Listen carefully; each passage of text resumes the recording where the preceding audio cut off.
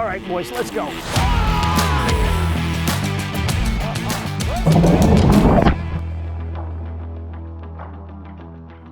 What's up, everybody? I'm Cheech with On the Water's Northeast Offshore Report. Jimmy is on vacation this week. I got Matt Hafner joining me today. What's the good word, Matt?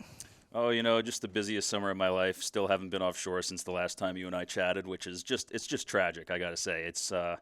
I think this time last year I had maybe 3 or 4 trips under my belt, and even though I was still fishless at this point last year, I'd been out there at the very least. It's been a tough summer, but looking at the fall to make some stuff happen. So yeah, it's I know that pain. It hits me and it plagues me in stretches, and I've been fortunate to get out.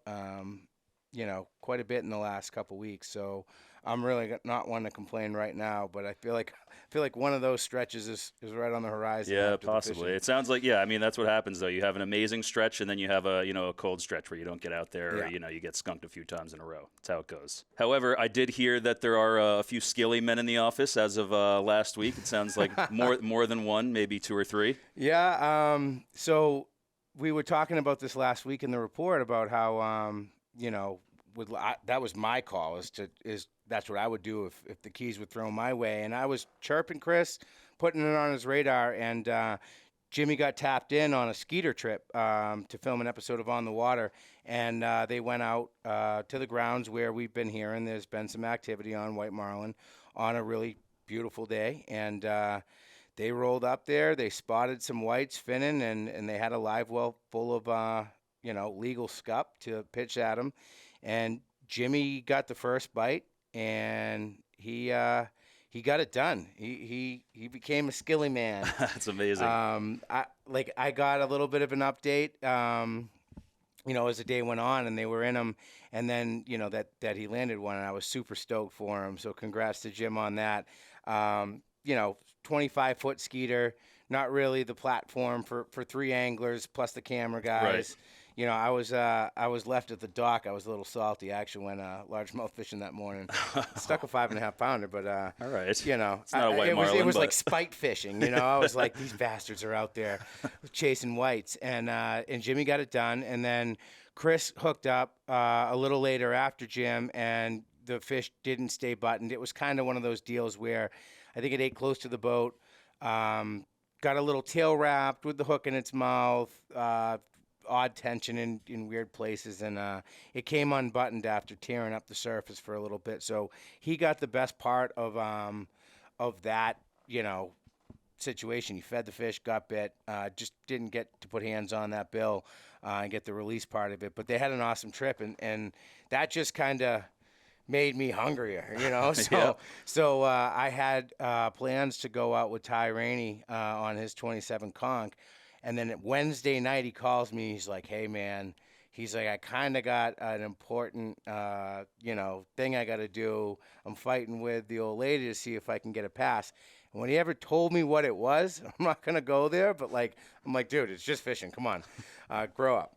But I went into panic mode because I had kind of, rearranged my schedule, moved things around. Right. I had Friday to fish, and now I was boatless. Perfect conditions for it too. Grease calm day, so I ended up just racking my brain, and I floated it out there to Brian Coombs and Anthony Forty, and Coombs was like, Monday, Tuesday I can go. I'm like, yeah, well, the weather's not there, but cool. And then Forty was like, I'm in. Where? And I'm like, well, you do know that on your boat, and it's me and one of my buddies in Falmouth Harbor, 3:30. He's like, I'm in. I'm like, oh, that's sweet. Awesome. Drop of a hat. He's ready to go. Yeah. So I went out with my buddy Eric Doherty, who I've been fishing with probably since I was 10 or 11 years old. Hull kid, big tuna guy. He's got a stick boat of his own, and 40 trailed up, and we tapped in Steve Borelli, who's a North End guy.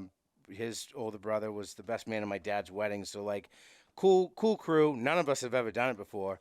Went out, got the live well full of some scup. Once we got some late, and didn't even get to the mark, about 5 or 6 miles shy, and we saw our first one. Wow. So, and I was oh, there's a disturbance on the surface. I look, and I could literally see a bill come out. That's so cool. A marlin head come out. It turn on its side, open its mouth, and then some bait kind of Sprayed skitter around, around, yeah. spray around, And then we got up there, and there was another one finning, so it was a pair. Pitched it in front of that like 6 times, Yeah. just less and less interested. Threw some soft plastics at it and stuff. Went on, found another one, same thing. Kind of interested, not really. Yeah. Might have taken a half-hearted swing at it. Didn't eat, wouldn't eat.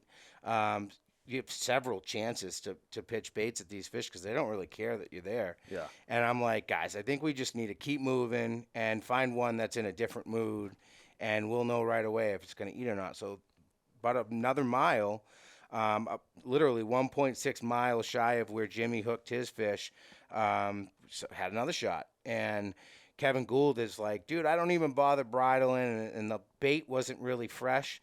So I ripped it off. I cut the braid loop off that I was bridling with, hooked it right through the back, pitched it in front of the fish once we got in position, and it just responded differently. Like it lit up. It made a pretty aggressive move towards the bait, and next thing you know, line's dumping off. I felt the That's knock, amazing. and I'm like, he's there. Lean into him after about a 5 or 6 count. Yeah. Put a bend in the rod, and then I thought I turned him, and I'm reeling, and then all of a sudden I could feel the bait spinning. Dreaded feeling when you're fishing circle hooks, and I'm like, oh no! And up comes the scup. Yeah. With the hook turned into its body, and I'm no. like, you got to be kidding me. And just as I'm fixing the hook, my buddy Doherty goes, he's right here, and I look, he came and sucked up tight to the boat. I pitched it back in front of him. He lit up, and I'm getting the play-by-play from Doherty, who had a better angle. He's like, he's going for it. He ate it. And then the line starts dumping out. I gave it a little longer. I leaned into it, and then drag started peeling. Thing took off airborne.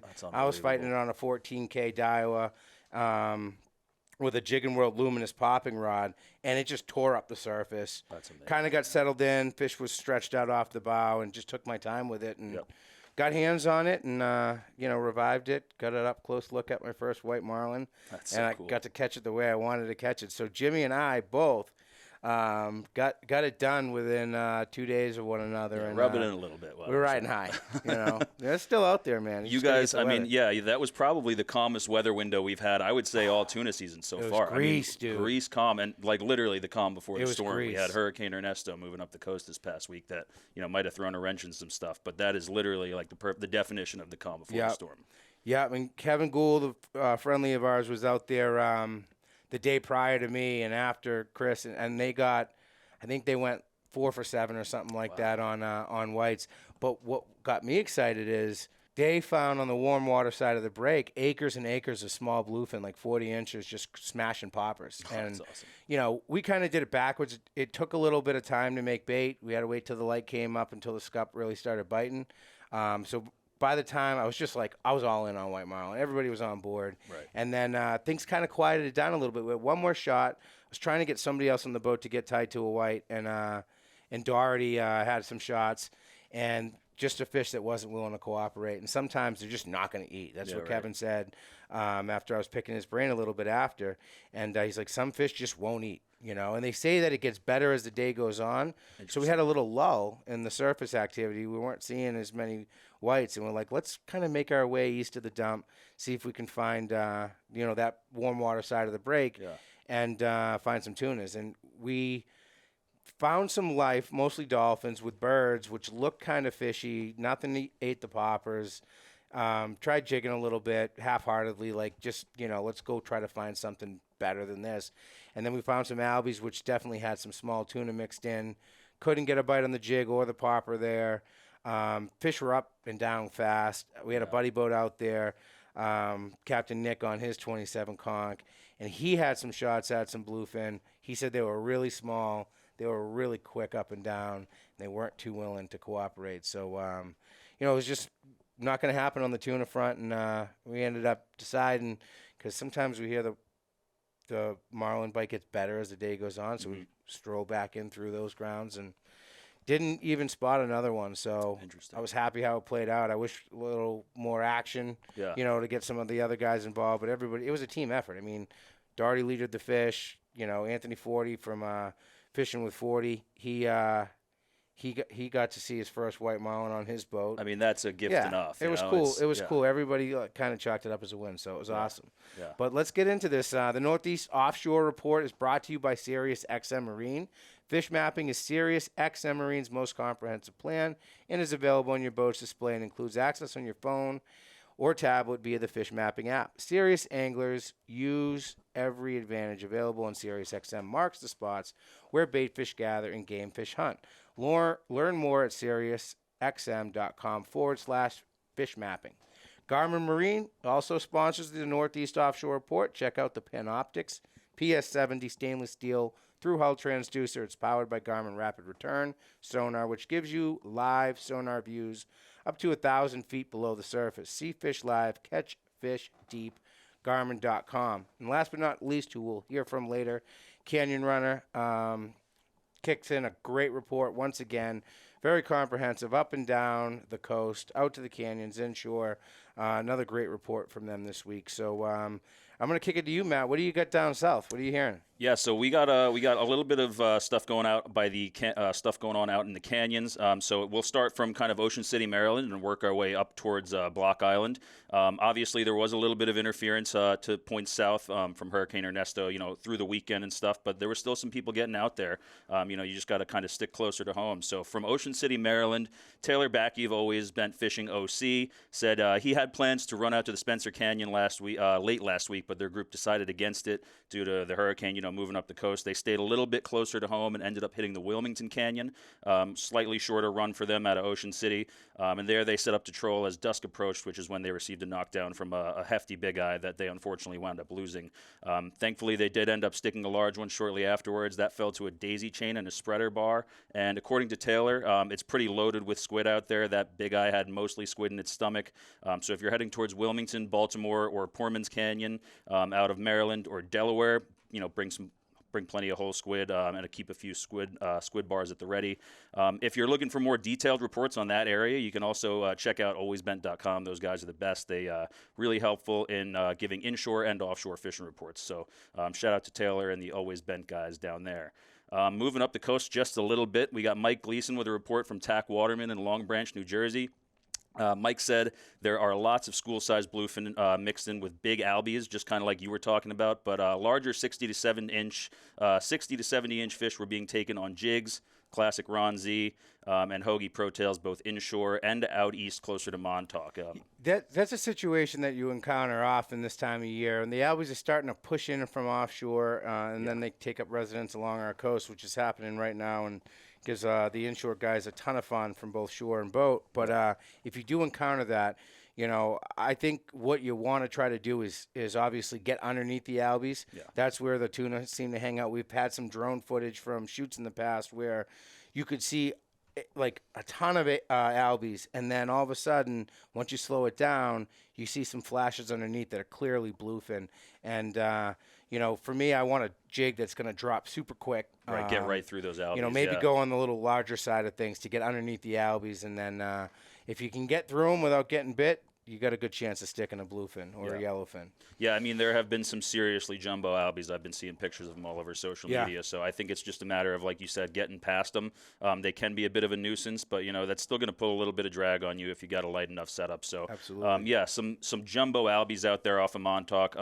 Mike also added that yellowfin bite was pretty good in the canyons before the storm swell, with poppers and paddletails producing the best results. And that was kind of echoed as well by Jeff Lamonaco at Whitewater Outfitters in Hampton Bays off the east end of Long Island. He reported late last week that the offshore fishing was pretty phenomenal. Jeff said there were tons of smaller bluefin mixed in with some of those larger bluefins, sort of like Mike said, within just a few miles ashore. Further east off of Montauk, though, 15 to 17 miles off the point, the midshore bluefin bite was just going off. The class of fish were either in the 30 to 40 inch range or the 60 to 65 inch range, and the yellowfin have been feeding in 150 to 300 feet of water, so they're kind of mixed in with some of those bluefin out there. Or at least they were before the storm. Very cool. Jeff also mentioned that before the storm moved up the coast, there was a good big eye bite at Hudson Canyon, and it actually seems to have somehow lasted through the storm swell, according to his coworker Anthony, who provided a little bit of an update since Ernesto passed through. He said same thing, 15 miles south of Montauk. They still have a good under bluefin bite, mostly all on jigs. still mixed in with those albies. So get that punch that jig through the albies if you're trying to get some smaller bluefin. And there are still some large yellowfin from around 70 to 100 pounds and bluefin from 100 to 130 pounds mixed in with each other. And they're actually smashing poppers, which is really cool. That's awesome. Yeah. So lastly, in reference to the canyons, he also said there are a ton of yellowfin, around the tip of Hudson Canyon, along with a fair amount of big eyes and some swordfish starting to be taken at night. He said that Anthony, his own big eye this past week, came on a Blurple Joe shoot. He also added that the Virginia wreck has some yellowfin action on the chunk. Nice. Yeah. Nice. It's starting to get to that point in time when, the chunk bite should pick up. It's been a great year for big eye. I mean, yeah. It's just been pretty consistent throughout the year. It's been, hot and cold at times, but even when the fishing is quieted down, there's still boats going out and getting it done on the big eyes. Which they've saved a lot of trips, it seems like, for guys that are out there trolling. They're trip makers for sure. Absolutely. That's one I've yet to do. My buddy, I got invited out to the canyons with my buddy Matt Feronius. I couldn't make it. I also had white marlin on the brain, and I knew he wasn't gonna, mess around with that because I've been on his boat when they were around. He's like, "Let's just go, come on." So they headed out to No Name Canyon, and it was Frone, Danny Vieira, and Ralph and Malcolm Austin, and they loaded the boat with yellowfin on the troll. Some nice quality 50, 60, pounders, which is great to hear. They were, I think I said out in No Name, but they put some time in on the deep drop for swordfish. Didn't get any love on the swords, but they worked some tilefish grounds, and they had goldens up to 25 pounds. Oh, wow. Okay. A good mixed bag between the yellowfin and the tiles. No love on the swordfish, but they didn't get any big eye either, but that's a win. You go out and load up on yellowfin and get some ground fish in the mix. Yep. Can't complain about that. 100%. You got anything else down there? Yeah, I mean, it still sounds like the inshore bluefin bite, like that area from like 15 miles south of Montauk up towards Block Island really seems to have kind of been the hot spot this past week. So in last week's fishing report, Captain Chris Albronda from the Montauk Anglers Club kind of echoed what Jeff Lamonaco and Mike Gleason were talking about, that bite out east, and said that the highlight of last week was easily the inshore bluefin bite. Within 15 miles of the point due south, there were whales, dolphins, bluefin, and a lot of bonito as well, which we're seeing a crazy run of bonito inshore up here. They were very plentiful, along with some extra large false albacore, which we know we've been talking about punching jigs through those to get to the small bluefin, which they can be a huge pain when you're trying to jig for 30 to 40 inch bluefin, but they're still a lot of fun to catch, as we said.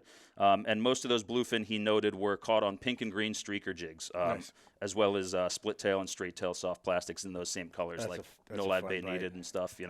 I can't imagine just a big 10-inch soft plastic hooking a bluefin on that. That's got to be a blast. It's a fun bite. I have not gotten into that myself, but last report that I wanted to share from that kind of general area was from our on the water contributing writer and Eastern Long Island Fishing Report author Jack Larraz. He joined Joe DiOrio, our friend Joe DiOrio, out of Connecticut last week with a couple of his buddies for an insane bluefin bite south of Block Island. They found fish feeding, near the surface, not exactly on the surface, and ended up, being able to stick a few on beefed up topwater plugs like the Joe Bag Skipper.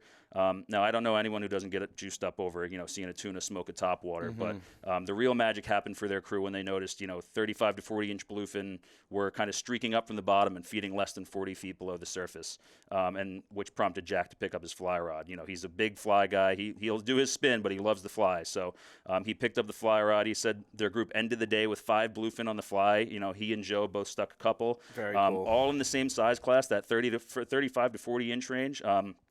Each took about 30 to 35 minutes to land, and all they were doing basically was, kind of setting up a drift and pulling all the line off their fly reel, letting that heavy sink line help get the fly way down, and then they would start stripping it, and the bluefin were just smashing them. So they would watch these streaks come up from the bottom and just chase down their fly. I mean, that would get the blood flowing. So that was a really cool report. I felt like I had to share. Shout out to Jack and Joe DiOrio. Ba-boom! Yeah, ba-boom is right. Love it. That's awesome. That's awesome. I had a buddy head out that way, Louis Kimmy. He has a big whaler. He mainly fished it down, off somewhere in Florida. I think over in the Venice area, so on the Gulf side. Yep. And he's brought the boat up. He wanted to catch some bluefin. He's been going at it. He's invited us out a few times. Schedules haven't lined up.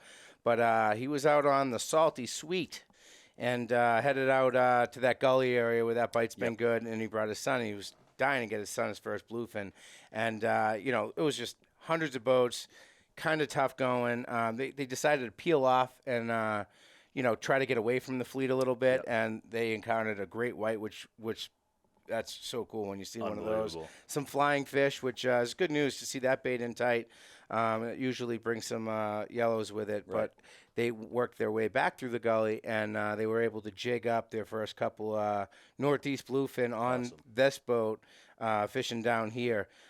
He's done the tuna thing on the North Shore and, out of New Hampshire and stuff, the bait and weight, giant deal. But this was his first kind of light tackle, attempt to get things done, and they got it taken care of, which was awesome to see. So, we're going to kick it off to Adam at the Canyon Runner now for a killer report, and then I'll bring you guys back through, P-Town North. Sounds good. All right, on the water, Jimmy and Cheech. Let's kick off another week.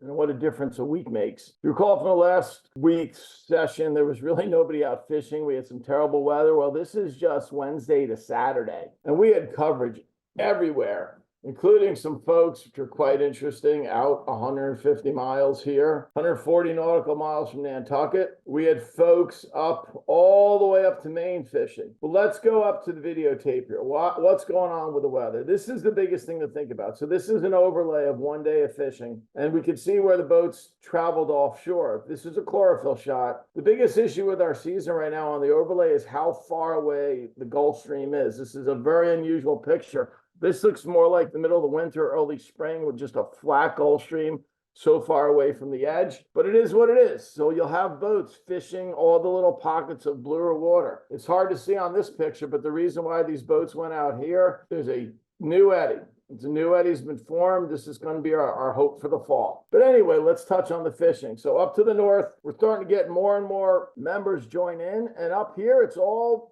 big fish fishing. It's all, you can overlay the NOAA charts. You can see the fishing on Jeffries off of P-Town. Up, down, a lot of guys are fishing down in this way. It's all just big fish fishing. There's a few, maybe 60-inch bluefins around, but everything, you go out here, guys not fishing with the right equipment, they're getting stripped. Guys up here, monster makos and big bluefins. That's all this fishing is. Same thing here. A lot of our effort has been put in here, and there's fish caught every day. Mostly live bait fishing, a little bit on the jig heads, but it's pretty interesting fishing because it's, some days half the fleet's hooked up at the same time. Some days it's just a few fish. All the smaller fish we work down.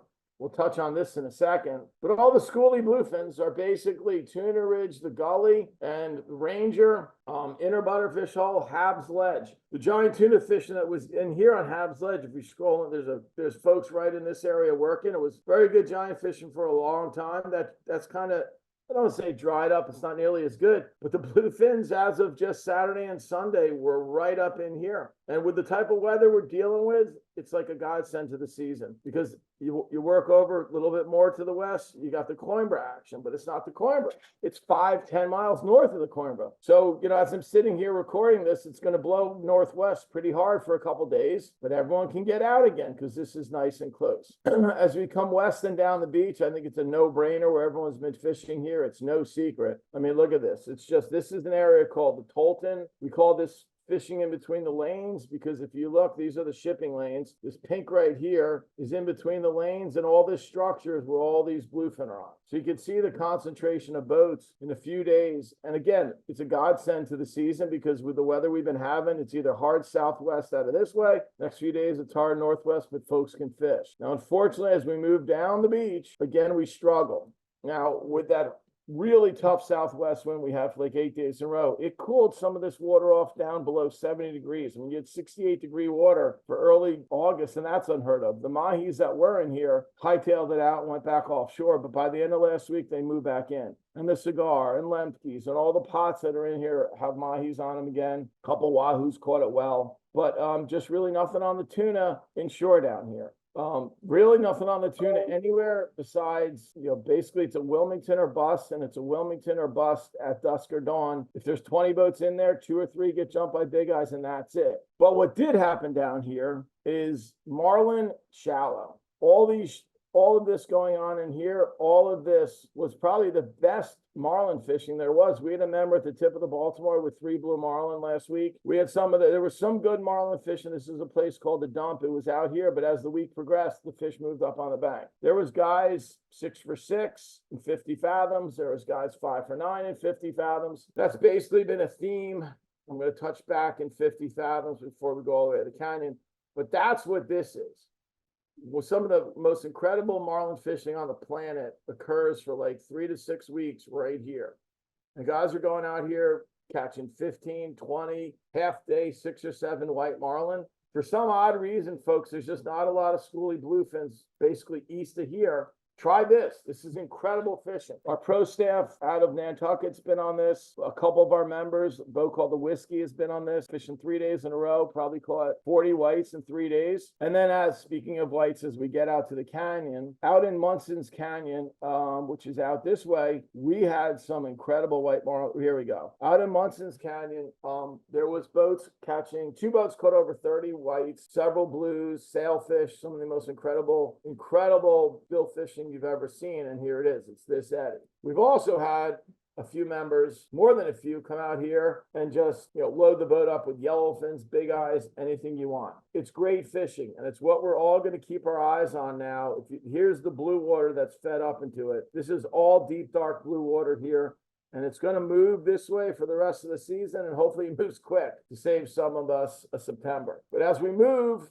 through the canyons, it's a grind. You can't go out to the canyons and do a 12, 16, 18 hour trip and really expect to catch more than a couple fish, which going that far is not worth it. Most guys doing 24-hour trips to catch 6 fish. The interesting that happened this week is the night chunking turned on. The Canyon Runner was down here, just a regular old school night chunking trip.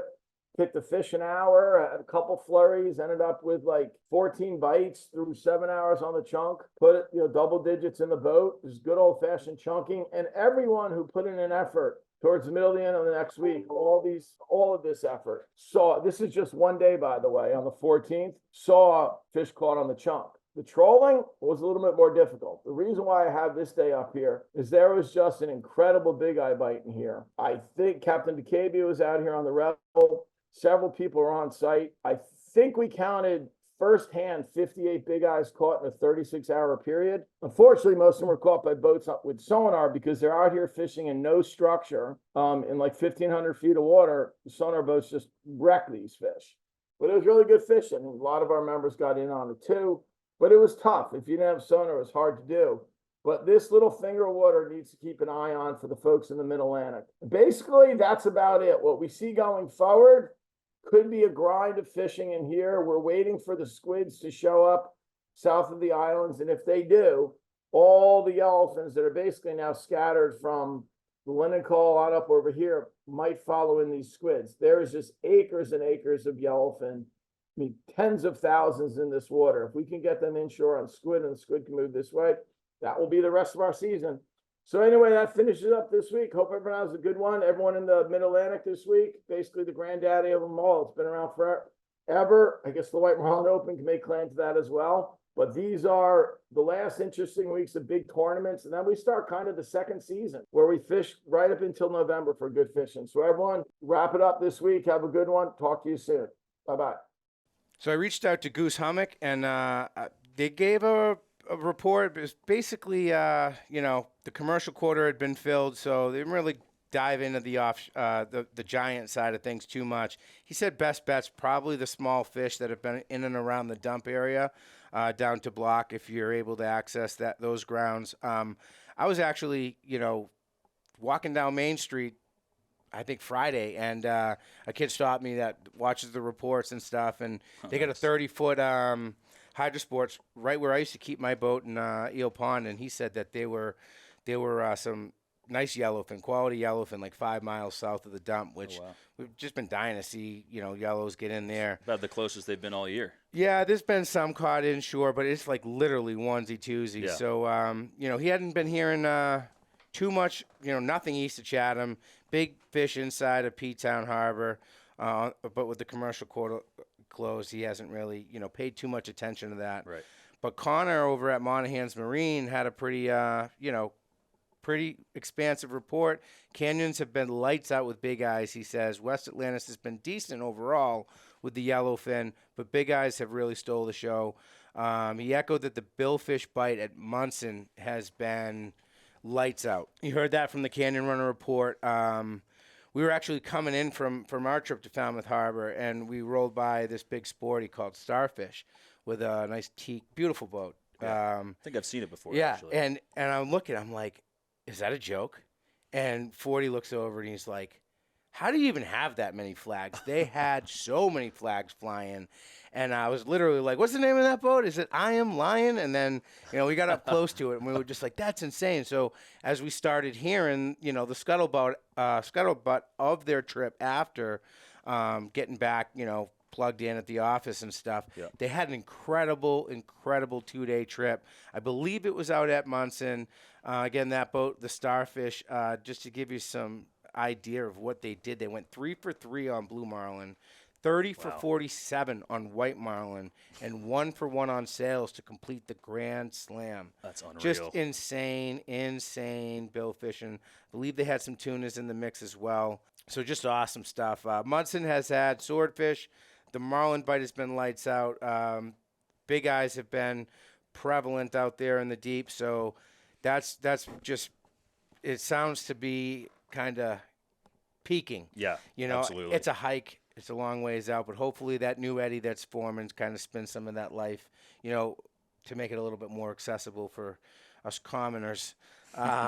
White marlin south of the Vineyard, obviously, we've talked about that. He echoed that. The eastern side of the dump was loaded with fields of pogies, which if the yellowfin find those, game over. That should be pretty special. Just south of the dump, between fishtails and the dump, has held some good yellowfin as well. Actually, no, let me back up. Just south of the dump, between fishtails and the dump, pretty much, middle of that stretch is where those acres of pogies have been. So based on the report of some yellows being, not far from there, hopefully they find those pogies, and that would be pretty epic if that, sustains a good bite that's accessible. Yeah. Southwest corner has been good. He said floaters and midwater baits are getting bit. Connor was on the high ground when he got his bite last week. I witnessed 10 other boats hook up out of 30 to 40 boats fishing. So mostly giants, said some in the 68 to 70 inch class on the wreck side of things. He said the inshore bite seems to be petering out a little bit, but that can, come and go. That's been the deal in the last few days anyways. And he said if he was looking for wrecks, he'd definitely troll around. It's a good time of year to run, naked ballyhoo and ballyhoo on shoots. Throw some squid bars in the mix, obviously. And he said there's some wreck fish around. He'd look a little east of southwest corner in those eastern grounds. And that would probably be the ticket if you're going to try to target smaller fish. What do you got from that area? You got something out that way? Yeah, it was basically just reiterating that there's still a ton of giant fish out there. The pogie presence has dwindled a little bit, it sounds like, in Cape Cod Bay, but giant bluefin fishing has been good for the guys with the commercial licenses, although it has closed. Mackerel are back on the menu. I know about a week ago, Connor Swartz from Red Top Sporting Goods was out there. He was with Chris Anderson, who's actually just he frequents the shop. Yeah. He's just a diehard customer at Red Top. They went out together. They stuck 100-inch, 598-pound bluefin on a live mackerel in Cape Cod Bay. And then actually a couple days ago, I saw, it must have been just before commercial closed, Matt Bach, who went out with Dying Breed Sport Fishing, and they stuck a 107-inch giant. Awesome. So, that big fish around. Those fish aren't going anywhere. I think they're going to stick around there all season. Yeah, so. and then they'll get some open days out ahead once we get into September, I believe. Talked to Joe from Fisherman's Outfitter in Gloucester. He said Jeffries, the southern part, on the eastern side, is more so than the western side, has been best. Some shorts up on Stellwagen mixed in with giants off the bank. On the inside, there's been a good troll bite. So inside, shy of the bank, that water has been productive over the years, and he said there's been a troll bite in there. He said Peaked Hill fish seem to be on butterfish, which is, kind of around that time of the year. It's a late season deal often. He said small casting jigs and resins have been taking fish in that Peaked Hill area that are feeding on butterfish. That's fun. Yeah, it gets actually really frustrating as well at the sure. same time. Ipswich Bay's had pogies. catching fish, mostly mackerel. There's been some pokey caught fish, all big fish with a smattering of smalls splashing around up and down quick, he said, on the wreck fish. Not really targetable. Yeah, keep a spin and rod at the ready in case you're lucky enough to be at the right place at the right time. Yep. And he said there's been some small fish on the surface at Middle Bank and a few clicks east of that. So another area to kind of give it a look for some wreck fish. Got word from Captain Bob from Seacoast, New Hampshire Sport Fishing, and he takes us a little further north. He said the storm just passing did not seem to hurt the bite at all. He said it's still a Jeffries game, most action coming within 2 hours after sunrise. He said a few wreck fish have been mixed in with the giants, and they're biting about 60 feet down on mackerel. Unfortunately, blue sharks have been an issue, as Captain Barb had to fish his way through 7 last week, in his efforts to catch some tunas. So the giants, he said, are spread across Jeffries. They're mostly biting between 90 and 120 feet on mackerel, but they're biting even better on haddock. He said you want to turn those haddock around quick as they really get stressed out by the 70-degree water up towards the surface. Sure. So, be ready when you're looking for that ground fish, bait. Get it up quick, get it down quick. Try to be quick about it because they're not going to be too hardy if you mess around a little bit. He said last Tuesday released an 85-inch fish on Jeffries. He was out again on Thursday and he was one of 2 boats from 21 counted to get a bite that day. For him, it took dropping down to a 100-pound leader, which is also, something that you should consider. If you see fish, you're marking fish, and they're not eating, something's a little off. Maybe the offering's a little janky, or maybe it's as simple as just scaling down the leader material. So later in the day, he dropped down to Pigeon Hill, and he got a short bite amidst the mackerel schools. Saturday had a for sure wreck fish take a mackerel off the bait rig at 60 feet, or off the bridle, he said, actually, and then he later released a giant. He said September often ushers in half-beak action. He hopes it does again this year. I actually saw some half-beaks when I was running around looking for white marlin. I've had a couple other people tell me that they've encountered some half-beaks. I still got white marlin on the brain. And it's always good to find bluefin on half-beaks. They eat different. They eat those stick baits great when they're crashing on the half-beak. So that's basically everything I had today for this week's report. Hopefully this blow comes through. Maybe it mixes some things around, that eddy gets a little bit more pronounced out offshore and gets a little bit accessible and brings some better water along the edge. I don't really even know what I'm looking for next. I mean, it would be great to get out to the edge. I haven't done that yet this year. I'm just looking. You just want to get out. I just want to get out. I don't blame you. Help. Yeah. Hey, what's your Instagram? Somebody get this kid on a boat so we can get tight to something pelagic, please. Yeah, for the rest seriously. of us. No, but I'm thinking my first offshore trip is going to be, next week when I'm down in Gulf Shores. I'm going down there with the Shimano guys. So. Yeah, that's awesome, dude. That'll be a fun trip. I'd love to get out to the canyons. I have not made it out to the edge this year. I don't know, with the travel coming up and everything, with the family schedule and coaching flag football Saturday and Sunday, who knows? Yeah. But still haven't checked off Big Eye and sword fishing. Based on the reports, Big Eye seems to be just get out there with the right people, and that could happen. And the sword bite's been picking up a little bit, so who knows? Yeah, that seems kind of like the common theme across the coast is like the storm didn't really throw off water temperatures the way you kind of thought it would. And all those big eye bites in the canyons from, Wilmington up to Hudson and beyond, I would say it seems like it's just lasted. It's been just fine. So. Yeah, yep. Well, lastly, thanks again to the Canyon Runner for a killer report. The Canyon Runner Sport Fishing Team is here to help you catch fish. They offer coaching and concierge services, seminars, and a virtual captain system, which will exponentially help increase your catches inshore, midshore, and out to the canyons. The report they provide gives you a sampling of what their virtual captain system looks like, which serves as your co-captain, providing all the fish catching and safety intel, including a built-in warning system and more. Gives you the ability to track over 400 member boats, even more since we started these reports. Their membership has been growing, and 15 pro staff boats in real time. So basically, that just gives you the biggest network. It gets you plugged into where people are fishing, where the productive water has been, what the bite's been, and allows you to work with them to put a game plan together that will get you tight. So Awesome check them tool. out, Yep. canyonrunner.com. Well, I'm going to wrap things up here with the socials ticker. Michael Wadsworth on Northeast Pelagic Reports seems to have had a killer trip. He's reported that the Laura Jean went to the edge on Tuesday through Thursday and had the eyes all to ourselves for most of it during the first night. We got smoked with 4 eyes. 2 broke us off on a high flyer, but the next morning we got into them again. One was 65 inches and the other was 60 inches. So quality fish. We also put a nice 55-inch sword in the boat at night, which doesn't suck. That is about as good eats as you can. Big eye and swordfish, come on. Yeah.